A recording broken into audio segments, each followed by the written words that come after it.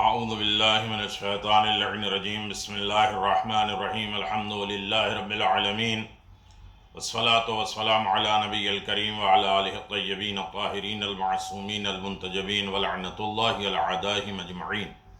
اما بعد فقد قال رسول اللہ صلی اللہ علیہ وسلم حسین منی وانا من الحسین احب اللہ من احب حسینا حسین السبط من الاسباط. حسین مجھ سے ہیں اور میں حسین سے ہوں. حسین کے چاہنے والوں کو خدا دوست رکھتا ہے. حسین امتوں میں سے ایک امت. چلو کربلا چلیں. بحمداللہ ہماری یہ 5ویں نشست ہے. کربلا چلو چلیں کربلا. کربلا کی ایک عظمت ہے، کربلا کی ایک رفعت ہے، جہاں کی تمنا انبیاء، مرسلین، ملائکہ، حوران جنت سب کرتے ہیں. اور یہاں تک کہ روایت میں ہے کہ امام ابو عبداللہ یہ فرماتے ہیں کہ آسمان اور زمین میں کوئی نبی نہیں مگر اللہ عز و جل سے سوال کرتا ہے کہ ان کو حسین کی زیارت کی اجازت دی جائے. بس انبیاء کا ایک گروہ آسمان سے آ کے زیارت کرتا ہے اور ایک گروہ زیارت کر کے آسمان کی طرف پلٹ جاتا ہے. خود ابو حمد شمالی سے روایت ہے کہ بنو مروان کے زمانے آخر میں امام حسین علیہ السلام کی قبر کی زیارت کے لیے شام والوں سے چھپتے ہوئے نکلا حسین ابن بنت ابی حمد شمالی. حسین یعنی ابو حمد شمالی کے نواسے.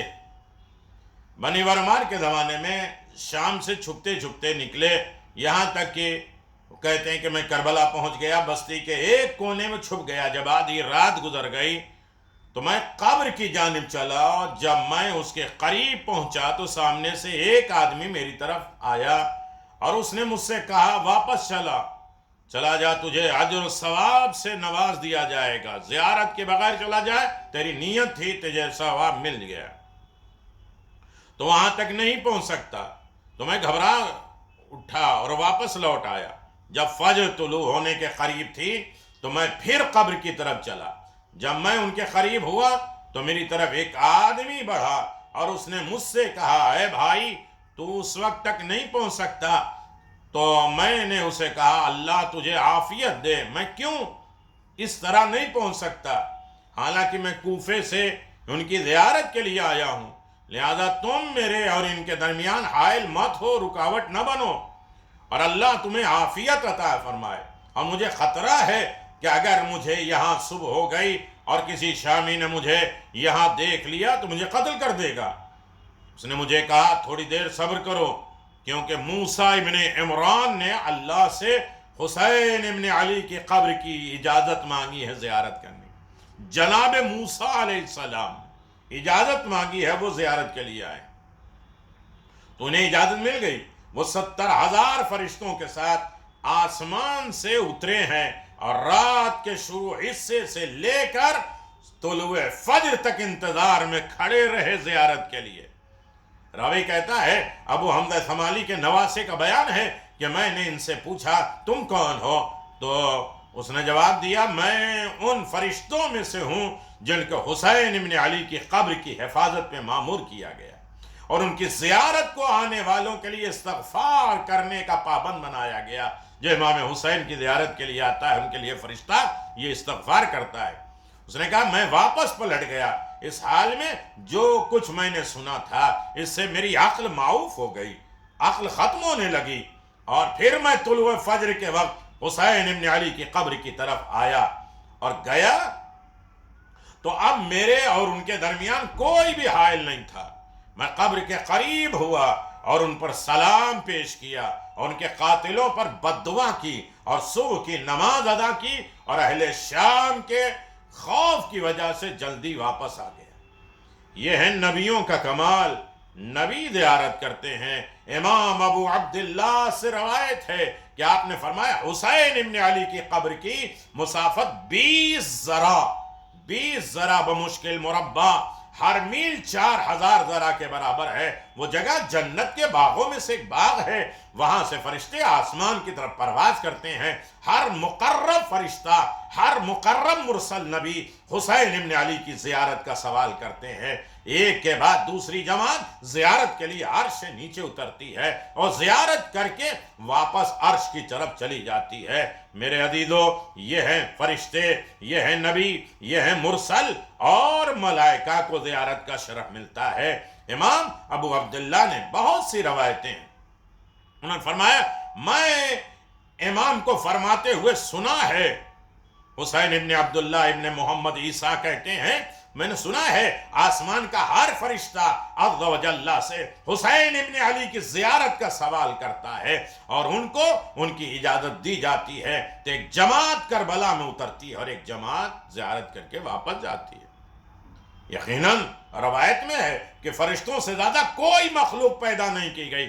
ہر شب 70,000 فرشتے آسمان سے اترتے ہیں، اول شب سے طلوع فجر تک بیت اللہ کا طواف کرتے ہیں، طلوع صبح کے بعد قبر نبی پر جا کر سلام کرتے ہیں، پھر امیر المؤمنین پر آ کے سلام کرتے ہیں، پھر قبر حسین پر آتے ہیں اور آپ کو سلام کرتے ہیں قبل اس کے کہ تاریکی چھا جائے اور آسمان کی طرف چلے جاتے ہیں۔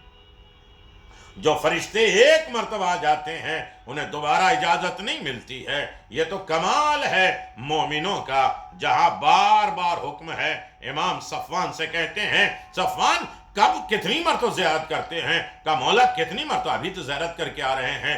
آواز اگر قریب گھر ہے تو مہینے میں 1 مرتبہ امام حسین کی زیارت کے لیے ضرور جاؤ، لیکن اگر دور ہو تو 1 سال سے گیپ نہ کرنا، 1 سال بھی ہو جائے 2 سال گیپ نہ کرنا زیارت امام حسین، اور یہاں تک کہ فرمایا 3 سال سے زیادہ گیپ فرق نہ ہو زیارت امام حسین، ورنہ خدا کی بارگاہ میں آگ قرار دیے جاؤ گے۔ نبی رسول امام اسے آگ کر دیں گے۔ اللہ اکبر!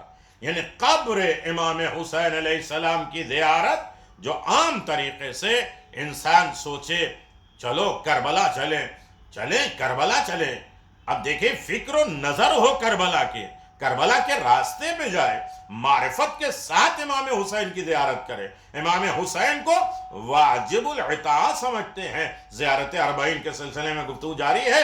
السلام علی ولی اللہ، اللہ کے ولی ہیں حسین ابن علی۔ کتنی ولایت ہم نے اپنے آزاد جوارے سوچ وچار پر امام حسین کی حکومت کو رکھا ہے۔ کربلا کیا ہے؟ کربلا اطاعت مولا کا نام ہے۔ امام کی ولایت، امام کی ہمراہی، ان کا ساتھ، برائیوں سے نکل کر اچھائیوں کی طرف آنا، یہ کربلا ہے۔ دینی حقیقت، راہ ہدایت، انسانی اقتدار، راہ نجات، بہت سی نفسانی برائیوں سے دوری، اس کا نام کربلا ہے۔ انسان کی اعلیٰ صفات کو چمکدار بنا دے، ظہور کے مقدمات فراہم کرنے لگے، یہ کربلا ہے۔ اور یقیناً ایثار، قربانی، حق، حقیقت، علم، تمدن، ان تمام چیزوں کا نام کربلا ہے۔ اور کربلا فکر، خیال سے جائے۔ کربلا علم، حلم، اطاعت، شیاری، صبر، وفا، مخلوق خدا کے کام آنا، فطرت، گامزن، ساتھیوں کا خیال رکھنا، یہ سفر ہے۔